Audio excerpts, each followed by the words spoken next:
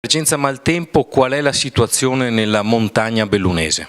La situazione è drammatica, la popolazione è stremata, i comuni non ce la fanno più, non hanno più un euro e non sanno come affrontare i problemi dello sgombero neve, perché la neve non è che si dissolve, quindi bisogna anche portarla via, non solo sgomberare le strade, ci sono i tetti da cui togliere la neve, è una situazione veramente drammatica. Io credo che bisogna avere due attenzioni. La prima, capire subito, finalmente, io dico, che se la montagna viene abbandonata e non curata, la pianura va sotto acqua. Sarebbe ora che ci si rendesse conto che quando in montagna si dice bisogna riconoscere che ci vogliono interventi per mantenere la montagna abitata, questo serve anche alla pianura. Diceva Mario Rigoni Stern: quando anche l'ultimo montanaro se ne sarà andato, le ortiche invaderanno Piazza San Marco.